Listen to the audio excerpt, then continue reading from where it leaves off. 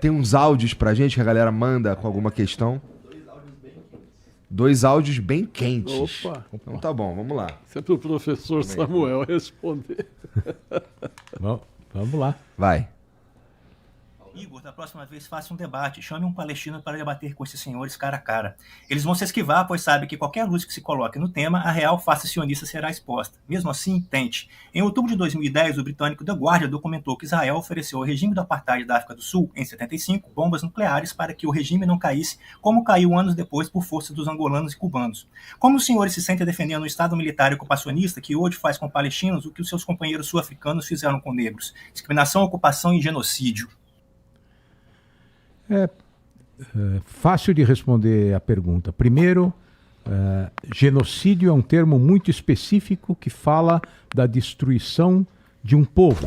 Se você se preocupar em olhar para as estatísticas da população palestina nos territórios ocupados ao longo do período desde 1967, lembrando que desde 2005 não tem nenhum israelense na faixa de Gaza, você vai ver que a população palestina é uma das populações que mais cresce no mundo, como um todo. O índice de crescimento vegetativo da população palestina é um dos maiores do mundo. Então, o termo genocídio é totalmente inapropriado para falar de qualquer coisa relacionada com a questão israelo-palestina. E, segundo, determinar ou você tentar definir como apartheid a relação entre Israel e os palestinos também está absolutamente incorreto, porque, como eu mencionei aqui, os cidadãos árabes que vivem em Israel têm todos os direitos. O apartheid é praticado na África do Sul por uma população branca governante contra os cidadãos negros da África do Sul. Todos os cidadãos árabes que vivem em Israel têm todos os direitos políticos, estão perfeitamente inseridos na sociedade israelense, e a relação entre Israel e os palestinos é uma relação de conflito entre um país e um território que ainda está administrado e que não tem uma característica definida até que eventualmente se chegue a um acordo para a criação de um Estado palestino. Existe... Não, e ele falou que Israel ofereceu bombas atômicas para a África do Sul não perder do apartheid. Essa aí foi a melhor de todas, Samuel. Essa eu provavelmente ignorei instintivamente porque nem merece resposta.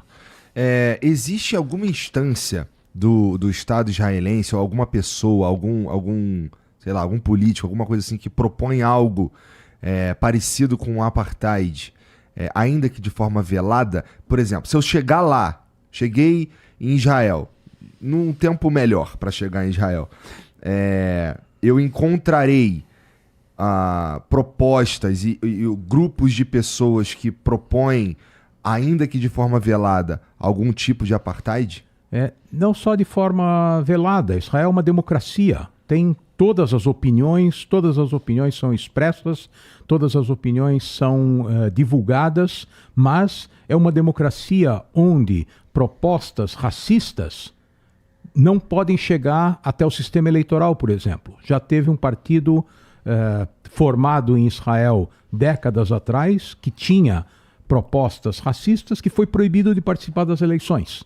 Agora, existem políticos israelenses que propõem, por exemplo, que num acordo com os palestinos haja não só uma troca de territórios, mas uma troca de populações, que dizem: nós temos judeus vivendo na Cisjordânia, tem na fronteira israelense árabes que vivem na fronteira da Cisjordânia, no território israelense na fronteira da Cisjordânia. Então, se vamos fazer uma troca de territórios, podemos fazer uma troca desses territórios. Um território onde vivem judeus passa a fazer parte de Israel, um território onde vivem árabes passa a fazer parte de um Estado palestino independente. Primeiro, os cidadãos palestinos de Israel, os cidadãos árabes de Israel, têm direito de recorrer à Suprema Corte israelense e neutralizar qualquer proposta desse tipo. Por quê? Porque os árabes que vivem em Israel são os últimos que gostariam de viver num país palestino. Eles estão muito felizes e vivem muito bem, obrigado, no Estado israelense. A última coisa que eles querem é, eventualmente, ser obrigados a viver num Estado palestino. Isso aí me lembrou de uma coisa.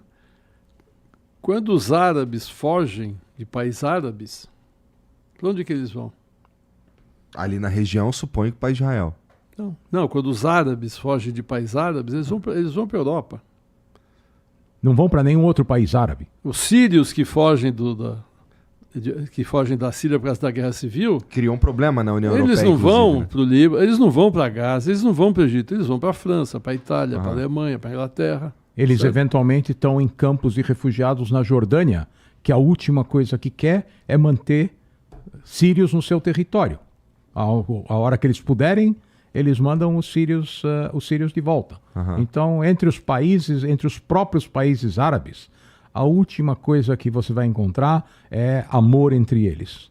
Eles se odeiam entre eles, tanto quanto eles odeiam os judeus. Mas eles não podem se dar o luxo de tentar fazer com os judeus o que o Hamas fez no último sábado. Tá. Mas grupos como, por exemplo, o Estado Islâmico, fizeram exatamente a mesma coisa.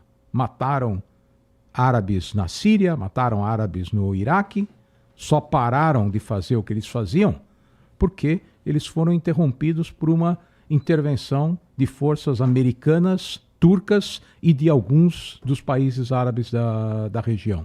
Mas o DNA da violência está lá em todos os países. Você não vê esses barcos de refugiados chegando no Kuwait, no Catar, sei lá se tem saída para mar desses países, mas eles não vão para lá, eles vão para a Europa. Eles seriam afundados se Eles chegassem. querem a democracia, então eles vão para a Europa. Pô, mas de onde surgem então essas declarações que Israel está propondo ou está trabalhando a favor de um apartheid? Preconceito e antissemitismo.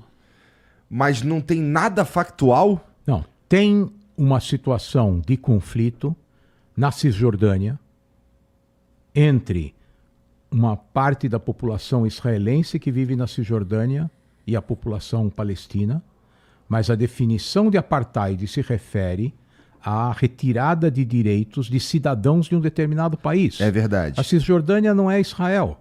A Cisjordânia, com toda a tragédia que acontece lá ao longo dos últimos, 150 anos, nunca foi um país.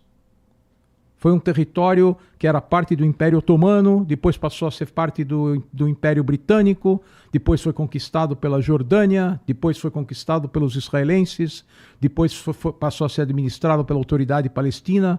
Nunca foi um país. Então, falar de apartheid num território que não é um país é uma estupidez. Então, é pena que o nosso ouvinte que fez essa pergunta ou comentário não se preocupou com o termo apropriado. Apartheid tem uma definição muito específica. Então, que nem genocídio.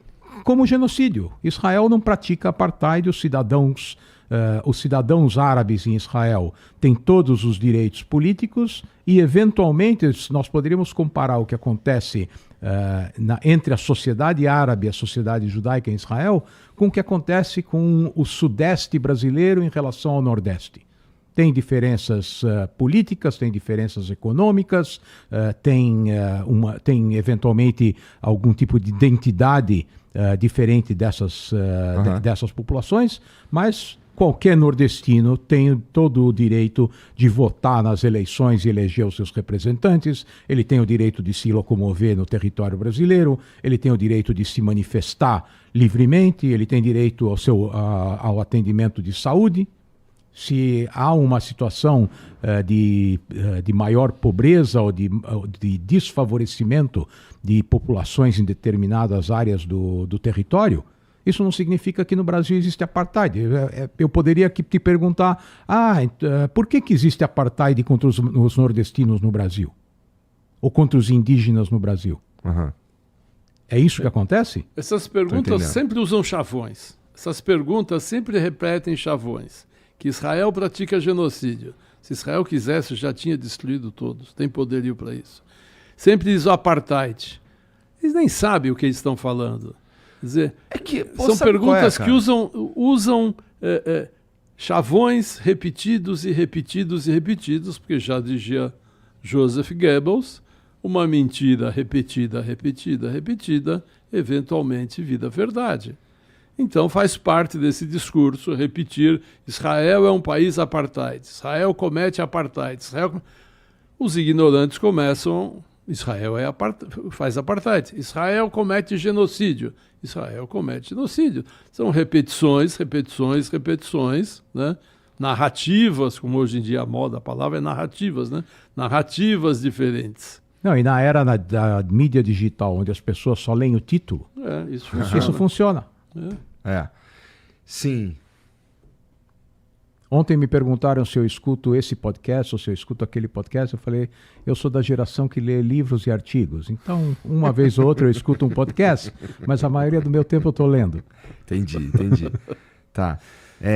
Tinha outra pergunta. Não, sim, tem outra pergunta que eu tô pensando aqui, que esse áudio que ele mandou, eu acho que é uma discussão que é válida da gente ter, porque, bom, é uma opinião sobre como... É uma opinião sobre o conflito territorial, de certa forma, lá, e como Israel age, não sei o quê. As pessoas podem opinar sobre isso. Mas, assim, a gente está reunido hoje aqui porque aconteceu uma parada que é fora dessa discussão, que é terroristas invadiram um país, mataram civis, levaram pessoas sequestradas e tal, e na minha opinião, não tem nada que justifique isso. Eu não poderia ter colocado de forma melhor. Então assim, não estou dizendo que o que o amigo falou assim, é absolutamente fora de questão. Não é. É uma discussão válida. Mas é que, isso não pode justificar uma atitude terrorista. Exatamente. É só o que eu queria dizer. Exatamente. Falou tudo. Não justifica. E eu não tô falando porque eu tô na mesa com 2 judeus, entendeu? Eu falo, é o que eu acho, assim, eu falaria isso pra qualquer pessoa. Se tivesse que... Inclusive, vou procurar aí um palestino ou algum árabe que tenha... que seja capaz de conversar comigo sobre esse tema também pra gente... Porque ele propôs um debate, e eu não gosto de debate. Eu acho que um debate é diferente de uma conversa. Eu gosto de conversar. É isso que eu gosto de fazer.